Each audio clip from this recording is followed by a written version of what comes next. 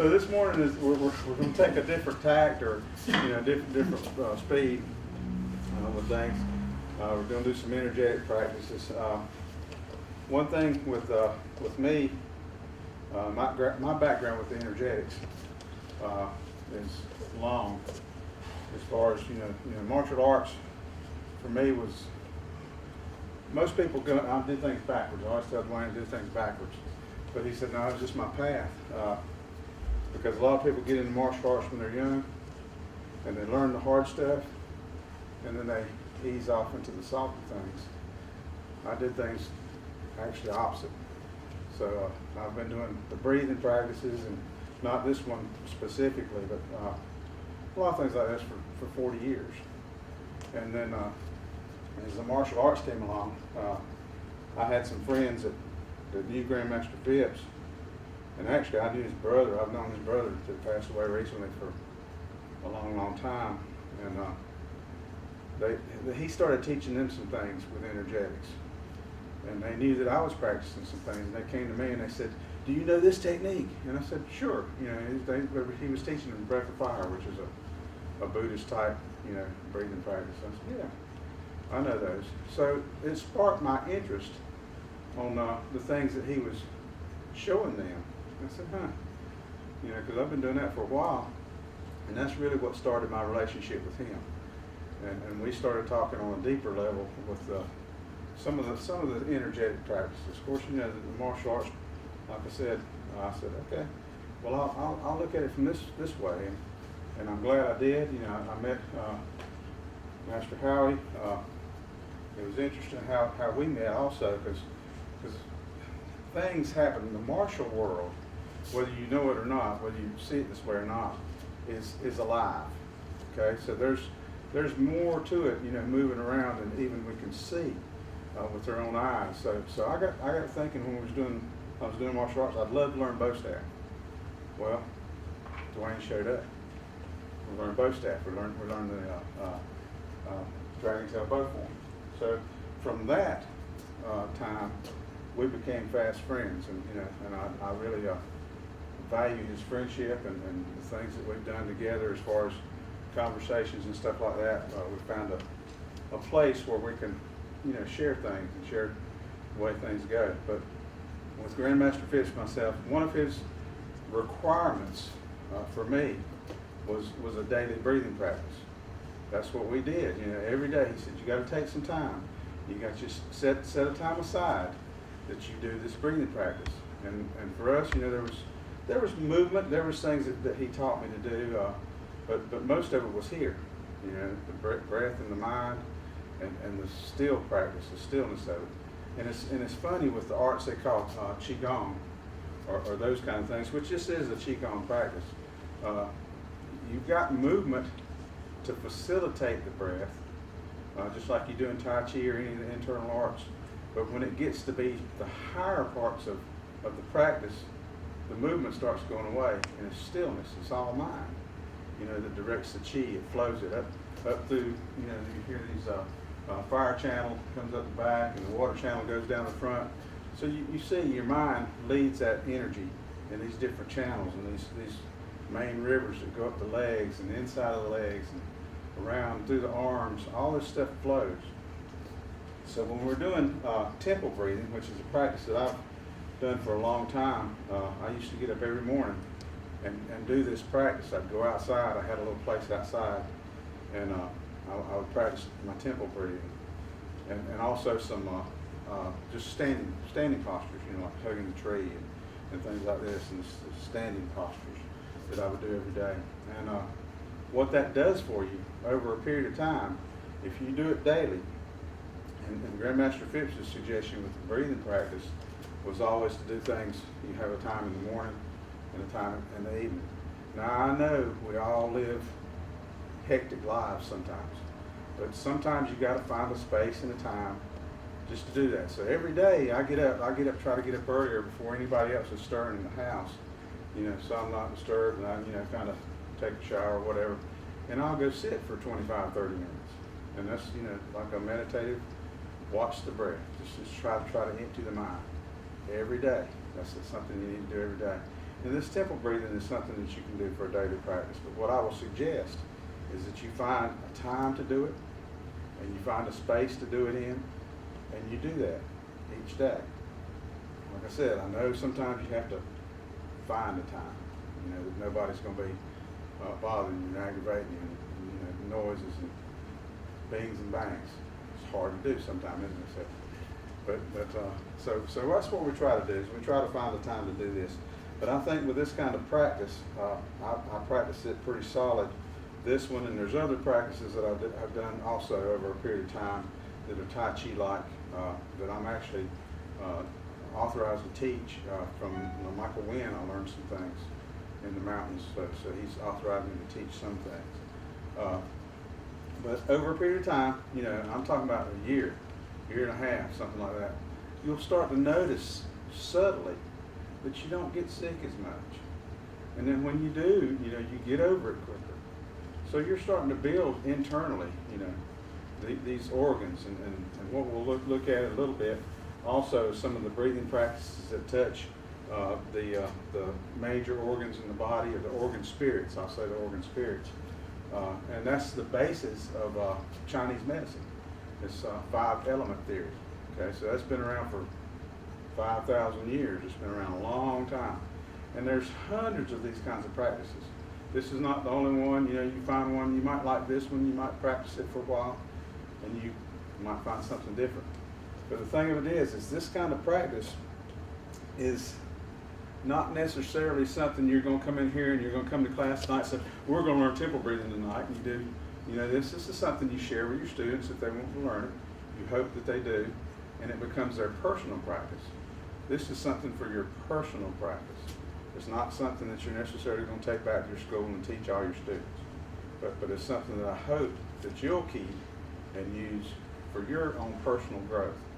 Because, in my mind, as far as the martial arts goes, martial arts was a piece for me that fit into my larger puzzle. When you start wearing, belts and things like that. But, the belt is and Grandmaster Phipps and I talked about that. He said it's a piece of cloth, it's a piece of paper. The black belt is not something that you necessarily wear, it's something you become. And with my class, my students, sometimes all I'm doing is I'm observing what they are becoming. So sometimes it's a little slower to gain rank in my school. I don't have, this okay, you're going to do this in 2 years, you're going to be a black belt. And nothing wrong. I'm not saying there's anything wrong with any of that, but I kind of watch and see how people develop and how they grow. And when you become a black belt, I feel like that's something you are. That's not something you wear. That's something you become, and it becomes a lifelong journey a lot of times. Not everybody is up for that kind of journey. Everybody's got their own level of doing things. Some people come in a dojo for whatever reason. They come in for exercise. They come in for, just to do something with their lives as far as focus, and that's all good for that. But there's another level that says, okay, this is what we want to be. Even I'll take Nick for example. Nick's been with me for several years now, and the reason he's here is because he shows interest, and he's wanting to be what this belt says he is. Okay, and I have all kinds of confidence that he will be. And it's the same for I feel like that way about all my students, and that's why you come in and you say seafood, or you say Qigong, or whatever title you have. It's head of family, and it becomes a family affair. That's just like I said with the association. It becomes a family affair because you care about everybody that you try to touch their lives with. But and if you don't watch me, I get to talking and just there we go. So if I get too serious, just somebody run up and hit me upside the head or something. So shut up. But we're going to look at the temple breathing. There's a couple of things as far as points of energy that you might want to focus on. One of them would be major points of energy would be the center of the foot right here. It's called the water point, or kidney one, they might call it. So through that kidney one, we're kind of rooting to the earth. We're bringing that energy through. So if I stand here like this, I don't have my knees locked out. I don't want to lock any energy flow that's going through my body with this. We kind of relax the knees. When we inhale, we may raise up a little bit. When we exhale, we sink down a little bit. So I don't know if you even notice me rising and sinking. It's just very subtle. But that energy point, we try to keep the knees soft and the hips soft and just everything like that. And we pull that energy up to the ground. Another very powerful point that we kind of focus on, and it helps us move this energetic field through our body, is right here in the center of the palm. What's that point called? Just got it. Points, a foot, I don't know, it's past. Well, it's actually attached to the triple warmer. Yeah. I know that much, but right here in the center of the palm, and you guys could feel it. You know, rub your palms together. Let's warm them up just a little bit. We'll get where we feel this just a little bit. And what you want to do is let's do this. Let's kind of put our palms out, and it's just like if you start feeling. You know, I might do it a little closer. Bring it here, and it's just like two poles of a magnet pushing against each other. Feel that ball. Now, if you're not feeling it, relax. Relax the body. Bend the knees slightly. Slow your breathing down. And just feel that energy. If you could see it, it'd be like a glowing ball right here in front of you that you could play with. And once you kind of get the feel of it, you can play with it a little bit. And those spread it apart. That's what Tai Chi is doing. Spreading those things apart. But this point, this energetic point, is able to move some of that energy around through your body. Another point that we kind of focus on a lot of times is the Dantian, the center, the sea of Chi. For us guys, it's just a little bit below my belly's right here. It's a little bit below our belly button, maybe 1 or 2 inches, and it's in towards the center of the body. And that's where that Chi, we try to gather there and build our pressure there and let it flow.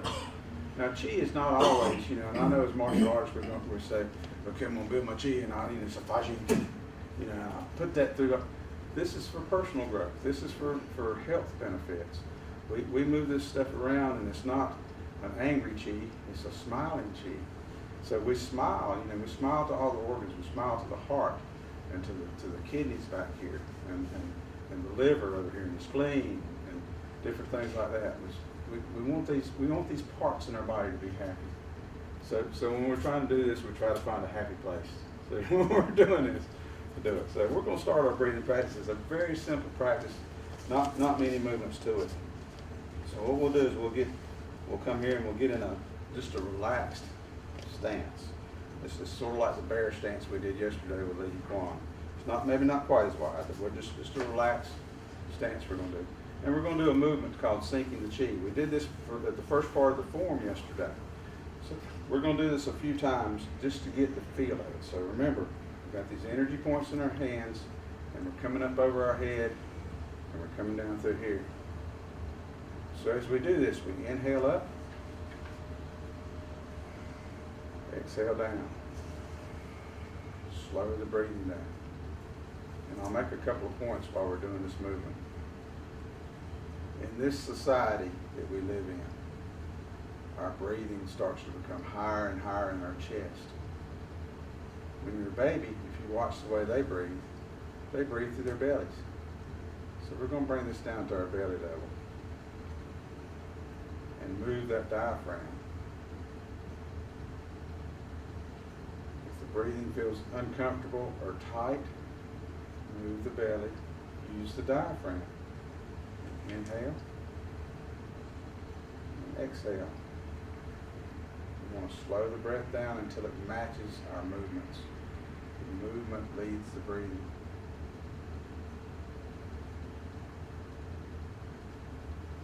Now in this practice, when you're doing this, you can do this as many times as you want. This is actually the first movement in the sequence, but we repeat it as many times as we like when we're first starting the sequence. And then it becomes the first move. Just relax. Inhale. Exhale. Okay. So the next movement in the sequence, our palms are going to rise up. They're going to circle out and then circle around. It's like if we had that big ball in front of us up, up, turn, and circle around. Up, circle around. Okay, so this movement actually helps us to trace the orbit up the spine, down, back down through the water channel in front. So we're coming up the spine. The inhale, water channel over top of the head, exhale. So that's the second movement in the form. When we're actually practicing the form, we do it as sinking the chi. And rise up. Exhale out here. And we come up to here, just about halfway to the heart level. Inhale, and just exhale and release out. Then we're going to come up and sink the chi again. Up, down through the center. And the next movement, we come up similar to the second movement, except this time we're going to form a little triangle with our hands and push down with our palms. And instead of just with this smaller cycle, we're going to do a larger cycle that goes all the way into the earth and comes back up. Hands back to back. Palms come to the sky. And then circle back around. And then sink the chi again. So you see there's 6 movements. We got this one's repeated a few times. Or in the middle. Here, back out, up through the center, down, circle around, down, up, triangle, to the center, up, and back around. So that's the whole movement. What we're going to try to do, like I said, is slow our breathing down with each movement. And then once we learn the sequence, like I said, it's a very short sequence. Once you learn the sequence, you repeat it. And I'll suggest repeating it 5 to 7 times is a good number. If you want to repeat it more, that's fine. But 5 to 7. The 3 is not, you're not really getting the benefits. So 5 to 7 is a good number. And those are all not to talk any kind of religion or anything. This is not. It's just energetics. But those are good Taoist numbers. 5, 7, 3. Any multiple of 3 or those 5s and 7s are good numbers like that. I mean, we could do it 21 times would be a good number because it's a multiple of 7 if we wanted to count that many. But we'll do it. We'll start this way. We'll do it about 5 times. Because that way I won't lose your attention too much on this. So there again, you're relaxed. Okay. So we're going to sink the chi one time. Up, inhale. Exhale down. Inhale up to the center. Roll the palms outward and circle around like a big ball. Inhale up to the heart level. And release down. Circle around, sinking the chi.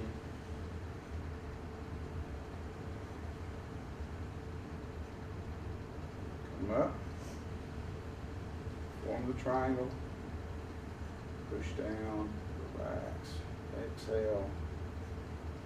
Inhale, palms back to back. Turn them upwards towards the sky and exhale out towards the outer edges of the body. And again. Sink the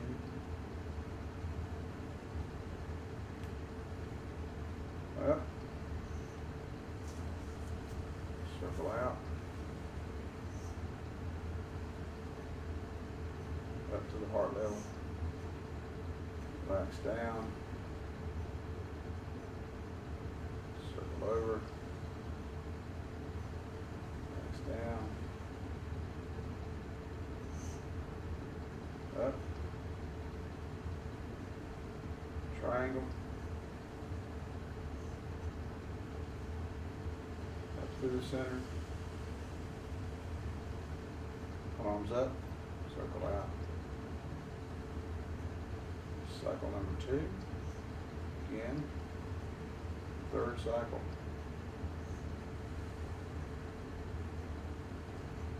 Up. Circle out, relax the knees. Rise up, release down, up, to the center.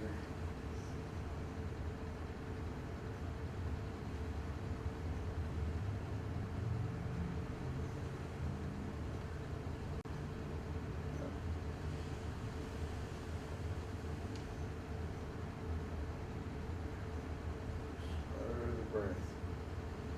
Cycle number 3, here's 4.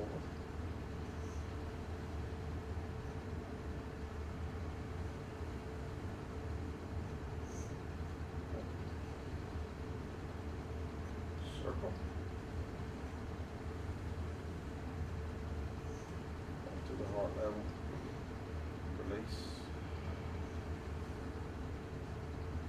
Circle around.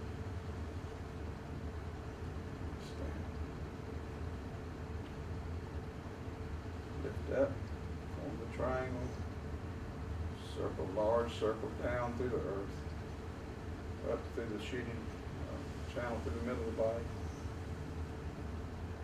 Arms upward and circle to the outside. It's the 4th cycle.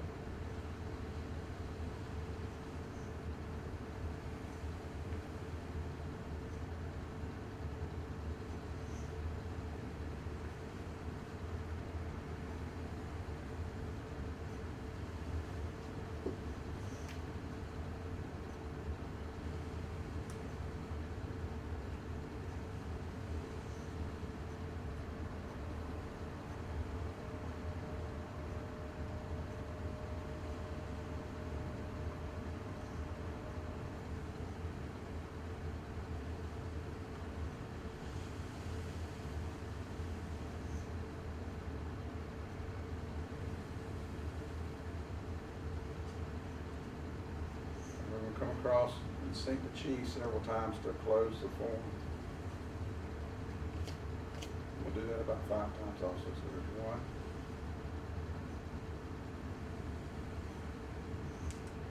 2,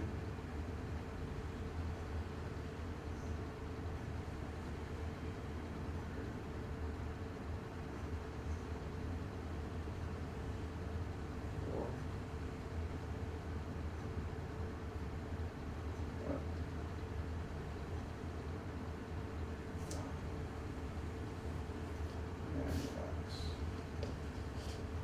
Feel that? Feel relaxed? Feel better? Good. So like I said, this is a good daily practice, and this is a personal practice. It's not something we're going to go out necessarily and do in class. So, and Ms. Heather's learned it. I've shown it to some of my students for their practices. It's an aid in life. We're actually doing a lot of things when we do these movements. I think it wasn't necessarily this particular movement, but it's a movement similar to it. There's a man, and I can't remember his name. Dwayne, you might. The guy, the 250-year-old man. What was his name? Do you remember that? I don't remember his name, but I remember. Yeah. Brooks. Yeah. Mel Brooks. Mel Brooks, yeah. That was a 2,000-year-old man. But there was a Chinese guy. He was an herbalist in China. They claimed he lived to be 250, and really they've got documentation that says he was old, and that he lived that long. But he had his practices that he did like this every day. Of course, he lived in the mountains a lot. He'd get away from society, and they'd go up in the mountains and collect ginseng and different herbs and things like that that they used.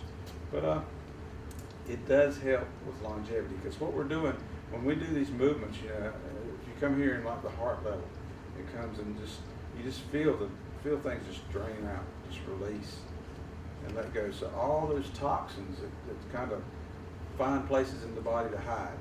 And that's what happens when you have, chi flows through the body. It's breath, it's energy. Everybody talks about chi, but it's the breath of life. I mean, it's just movement. It's Star Wars is the Force. Okay, so it's in you. But the thing of it is, those energy channels that are within our body that they've practiced for 5,000 years, studied and stuff, they can get blocked. And they can, as they get blocked, we develop different illnesses.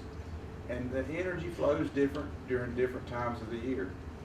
When you have a solstice or different energy parts of the year or equinox or something like that, sometimes those energies change not only within us but within our world, and they have an effect on us. You might not believe they do, but they do. And because if you'll notice when like the fall of the year comes around, and as soon as that a few days before, a few days after that equinox or that solstice or whatever hits, you'll see people, they'll fuss about you. I don't feel good, I feel sick, this, that. Their energies are changing, and it affects different things in the body. So what this exercise does, it helps. And I told you, your health will improve, it'll get better. You won't get sick as much or as long because you're allowing those energies to flow through your body, and you're clearing those blocked channels. You're releasing those things. We can apply to this form. There's a method that has been practiced for a long time called 6 healing sounds, and I reference that in this booklet here. There's a lot of stuff in that book, guys, but I do reference the 6 healing sounds. I touch on them, and any of those things you can take and study and get really in depth with them. Like I said, there's a myriad of practices with this Chinese medicine stuff. But the 6 healing sounds allows you to release those toxins. With each sound, there's some associated things with it. There's colors, there's animals, things of that nature. But the colors, sometimes if you use your mind and you picture the colors, like the first sound is the sound of the tiger. And like I said, it follows the creative cycle of the Chinese medicine wheel. So the first sound will be the sound of the tiger, and it's a hissing sound, like a big cat. Hiss, like this. Okay? That sound is associated with your lungs. And what it is called the white tiger, because the color associated with your lungs is white. So if you inhale and you imagine all that dirty chi, we'll call it dirty chi, as it expels through that thing, it expels out and releases all those toxins. And then we inhale pure white light into our lungs. So this first movement we do, we can associate one of those sounds with it. Come up and go.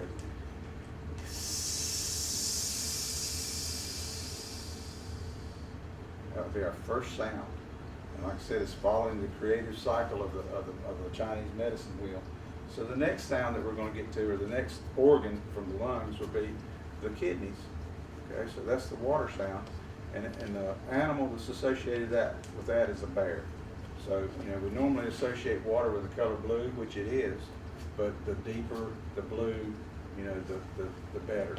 So sometimes it almost looks black. It's so dark, deep blue, it almost looks black. And you have this old sleepy bear, and he's mulling around. We did these things on one of the videos, right? Mm-hmm. But you got that sound. It sounds like a choo-choo train a little bit, like choo, choo. He's just splashing the water around.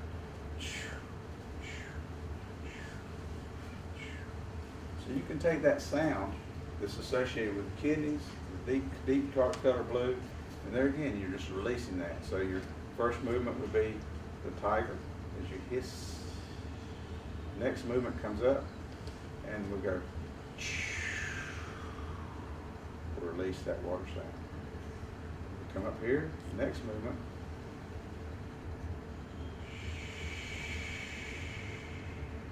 So that sounds like this. And that's the third sound in the wheel. It's associated with the liver. The liver filters everything in our body. All our blood goes through our liver. So it's a big filter. If you have issues with your liver, you've got issues with a lot of things. I've got a sister that passed away a few years ago because she had a liver failure.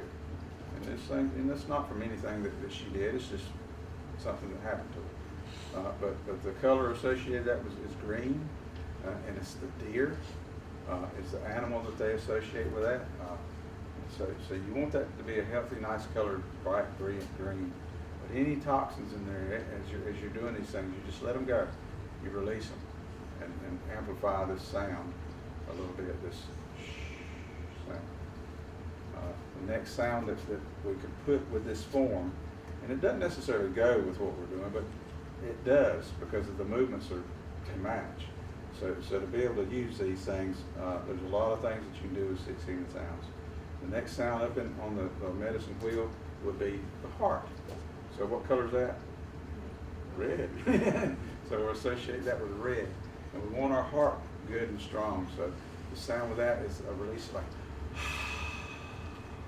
because the heart is fire, right? So it releases the heat. So we've got that red heart sound that we'll release there. So let's put those, what is that, 4 different sounds? We'll put them together. We'll come up here and go.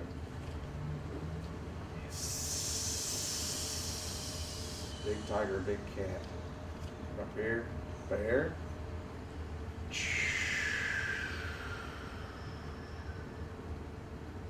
Liver sound.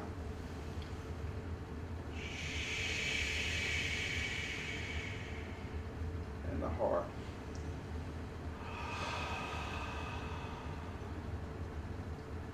The next sound we do when we come up and we make the triangle and come up with the earth. This is heaven, earth, man. It represents those 3 things. And the sound is associated to the earth. It's the color yellow. And our earth organ is our spleen. And the earth animal is what we all have got a little bit in us. It's the monkey. It's the monkey mind. Okay? And it's got actually got 2 sounds. Because you know how the monkey goes, ooh, oh, ooh, oh. So it's got those 2 sounds. It's inhale, who, exhale, ho. So it's like so. So you got those 2 sounds that you're releasing. With me, you know, that color yellow, that spleen, I'm not saying I have trouble with it, but sometimes I do, because not only does it have sounds, there's emotions involved with each one of these sounds. If you find that you've got an emotional something going on, if you look on the chart, I got you a nice little chart in there also. You may find the organ that is associated with that emotion.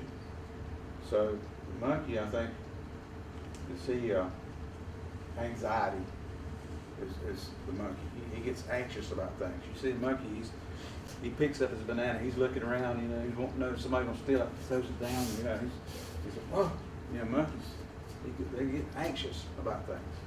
So different things. It's just like the kidneys can be associated with fear, liver, you know, anger, heart, hatred. Okay, so it's got these negative effects. It also has positive effects. You know, heart is good for love. It's just, there's always positive effects. And what you want to do, and they've taught this for thousands and thousands and thousands of years, when you have these emotions, these anxious emotions, and you're practicing this, if you find out what the opposite emotion is, think on that. And that way you're going to negate or try to eliminate the negative emotion. Because negative emotion is going to have an effect on your internal organs and on your overall health. Okay? So that was monkey. There's one more sound. There's 6 healing sounds, but there's really only 5 animals, and the monkey was the last animal. So there's a clearing sound. When I was trained, we associated it with a butterfly, because we ran out of animals, so we picked an insect. You know, you guys practice martial arts, you pick a mantis or something. but that last sound is also a sinking movement, and it's called the triple warmer. It's the sound, the organ that it's associated with. So it's not a real organ, but it is. It's the 3 dantians that it goes through, and the sound is see he, yeah. So we come up here and go.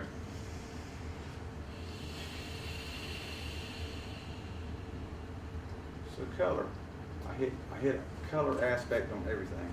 The triple warmer does not have a color associated with it. It's more of a clearing color or clear color. Or if you wanted to, you could make it a rainbow color.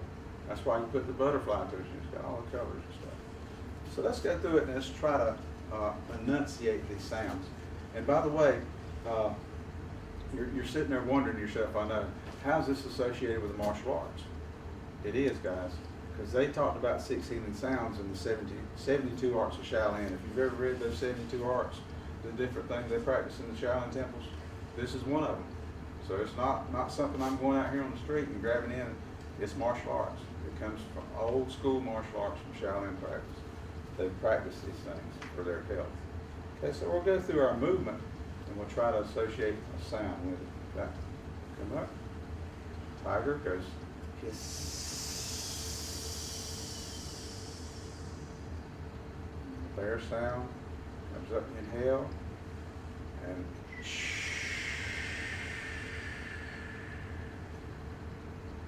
rise up to the center, and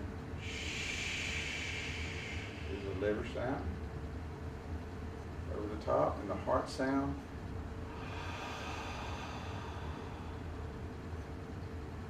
Come up for the earth sound or the monkey sound.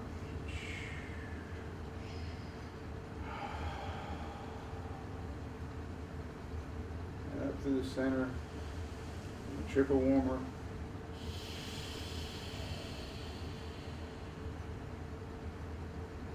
Okay, so that practice is a little more complex.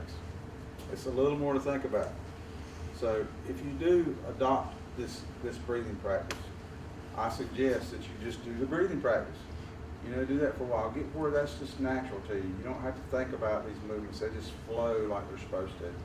And then once you get that, then you can integrate the sounds to it and the breaths, because that integration is going to bring in a lot of this too, right? You have to be doing a lot of thinking, a lot of imagining colors and releasing toxins and all these things that go on.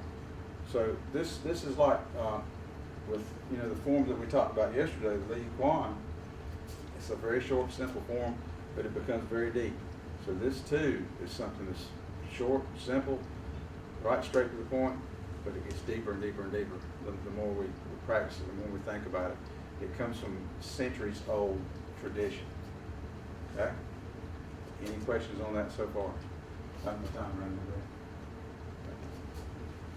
You like it? Don't like it? Good.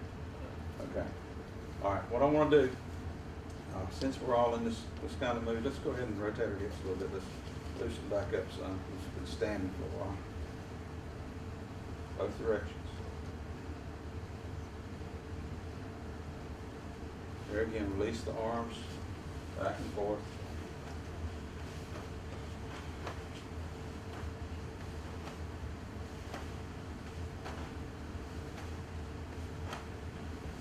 Go ahead and shake that out a little bit. Back and forth this way. Up and down.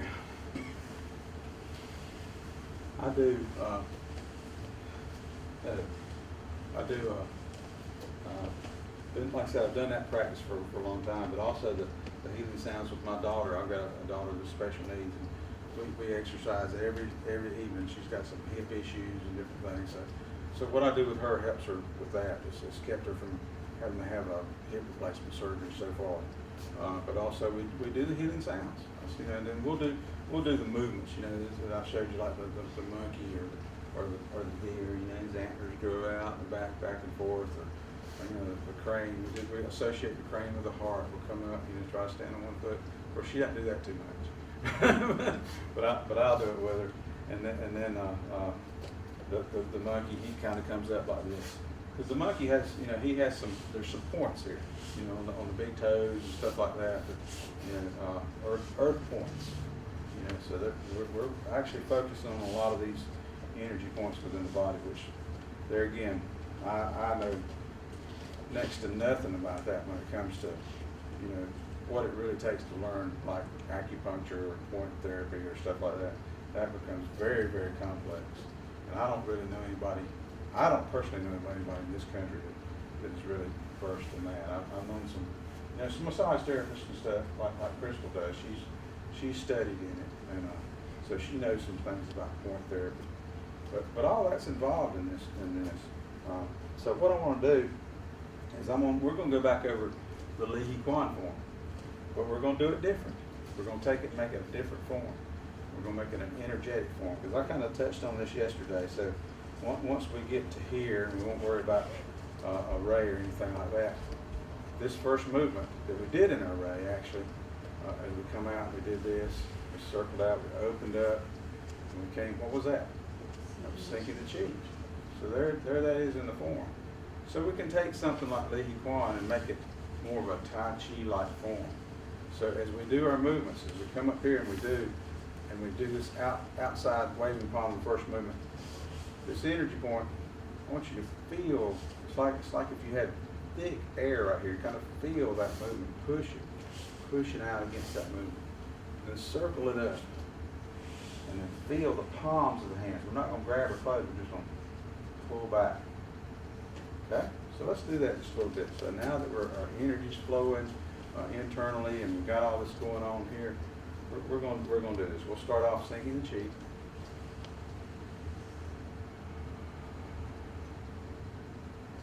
Step up into that stance and push. Exhale. Inhale. Exhale. Press down. And then press forward. Just like that. So the thing about this, that's the first kind of movement or first sequence in that form. You can practice that as a breathing, as an energetic form. And you know, like I said, I'm used to doing it on this side. So I've got that habit of doing it on that side. When we change sides, and we do that sometimes in line drills at the school, you have to go, wait a minute, let me think. Because you have to figure out how to switch it. But that's, you know, that can be your own personal practice for that. It's just like the sister form that it came from. It's pretty much practiced, you know, this is practiced on one side. So but, you know, to make it a longer form, we do it differently. We can practice it on both sides, right? So that's, I'm gonna leave that on you guys. If you know if you can do it on one side, you can do it on the other. But this becomes more of a slow, energetic form also. Okay? So we're gonna step across, we're gonna go through the second sequence. Here, press, and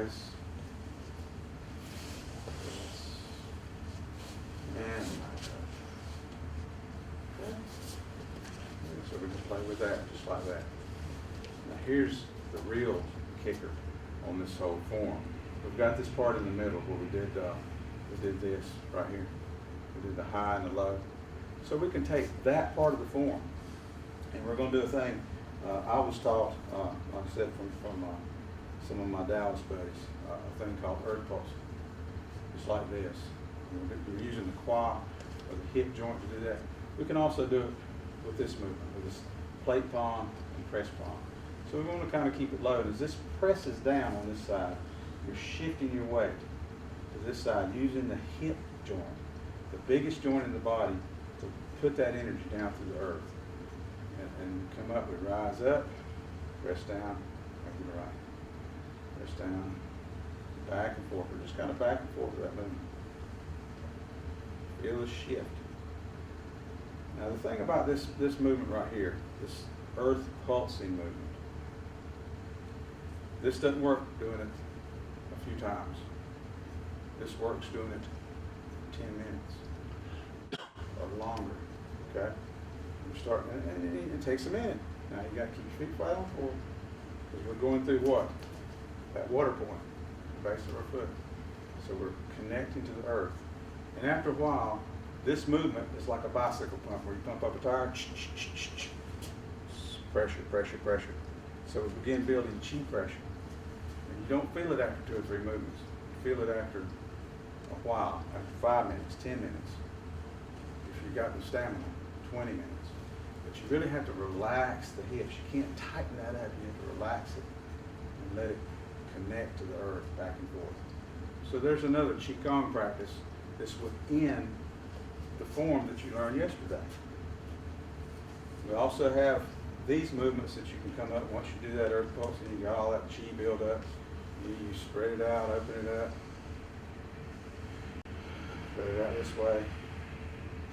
Collect behind and push out. So that little collection, there's a couple of little cool little points within your body. Right between the kidneys in the back. It's called the gate of life. It corresponds with the sea of chi up towards the front.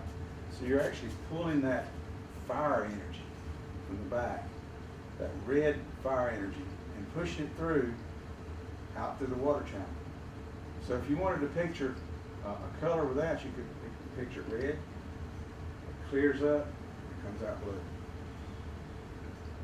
Okay, with a movement like that. So these are all relaxed. These are all relaxed movements.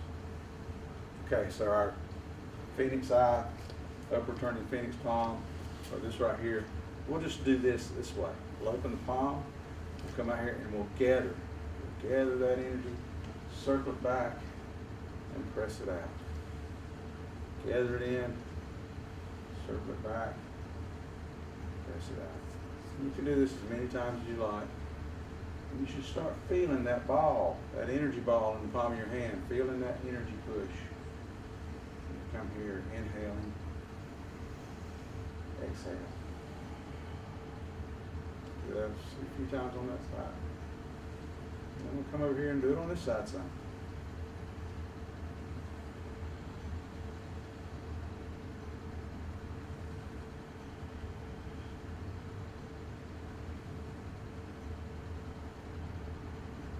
Circles back, big circle. Good. So sometimes there's a lot more to a form than just martial aspects. There's energetic aspects. And I pointed that out to you when we first started that form yesterday. I said there's energy fields in this thing that you can use also.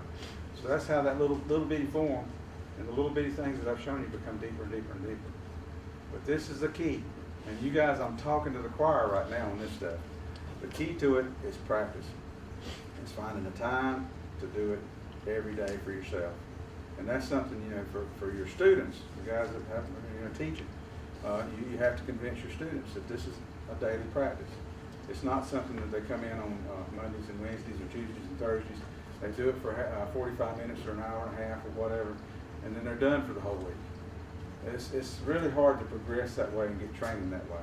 You have to make it a lifestyle, a life habit. And once you create the habit, it's part of your life, and I promise you that if you do this, that you'll start feeling the effects of it. It's simple stuff. And it's subtle. The effects are subtle because you don't pay any attention, and then a year later you go, I don't get sick. There is seasonal allergies don't hit me as bad, or different things like that are not as bad. Make a difference. Okay? Any questions? I tried to pack a lot of stuff in an hour, just actually a little less than an hour. I thought it was going to take longer than that, but it didn't. Have you got any comments or attitudes on that? That was just, if any of you's ever studied anything dealing with Qigong or whatever, he just touched on a lot, okay, that was in there. He kind of alluded to stuff with the animal movements with the 6 healing sounds, which is animals frolics, movements and stuff that was in there. He alluded to some of that, but this temple breathing, and I loved it. And one of the reasons I did, because whenever we started practicing it, there was a lot of things in there that you can take this one practice and really just even get deeper, just like he was talking about. So he talked about the colors with the organs, he talked about the colors with the sounds, and he talked about the simple, I won't say simple, but the breathing methodology.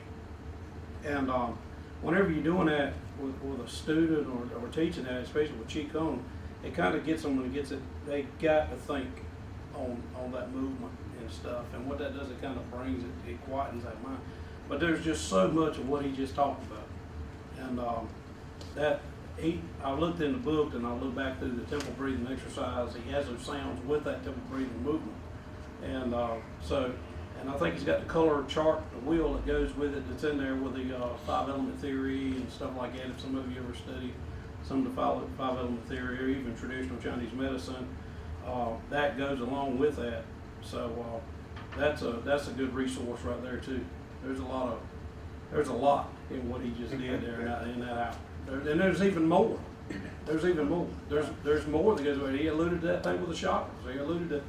He alluded to many different things that's in there. So you can take that one practice and make it just like a form, just like your forms that you practice. You can take it and make that one form a lifelong study, and that one practice right there become a lifelong study.